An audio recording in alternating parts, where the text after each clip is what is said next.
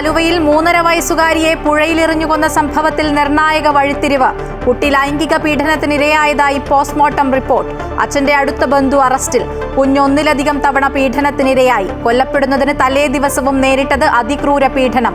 സ്വകാര്യ ഭാഗത്ത് മുറിവും രക്തസ്രാവവും. അമ്മയെ വീണ്ടും ചോദ്യം ചെയ്യും. പാകിസ്ഥാനെതിരായ ഇന്ത്യയുടെ സൈനിക നടപടി പ്രതികാരമല്ല, ന്യായമെന്ന് പ്രധാനമന്ത്രി നരേന്ദ്രമോദി. ഇന്ത്യൻ സൈന്യത്തിൽ അഭിമാനം. രാജ്യം ഒരുമിച്ചെടുത്ത തീരുമാനമെന്നും പ്രധാനമന്ത്രി. ചരിത്രപരമായ കുതിച്ചുചാട്ടത്തിനൊരുങ്ങി ഇന്ത്യൻ റെയിൽവേ. അമൃത് ഭാരത് സ്റ്റേഷൻ പദ്ധതി പ്രകാരം ആധുനികവൽക്കരിച്ച 103 റെയിൽവേ സ്റ്റേഷനുകൾ പ്രധാനമന്ത്രി നരേന്ദ്രമോദി ഉദ്ഘാടനം ചെയ്തു. കേരളത്തിലെ വടകര, ചിറയൻകീഴ് സ്റ്റേഷനുകളും പുതുമോടിയിൽ. സർക്കാർ പരസ്യമല്ലാതെ പ്രമോഷന് മാധ്യമങ്ങൾക്ക് പണം നൽകിയിട്ടുണ്ടോ എന്ന് മുഖ്യമന്ത്രി വ്യക്തമാക്കണമെന്ന് പ്രതിപക്ഷ നേതാവ്. മാധ്യമപ്രവർത്തകരല്ല, മാധ്യമ സ്ഥാപനങ്ങളാണ് പണം വാങ്ങിയതെന്നും വി.ഡി. സതീശൻ.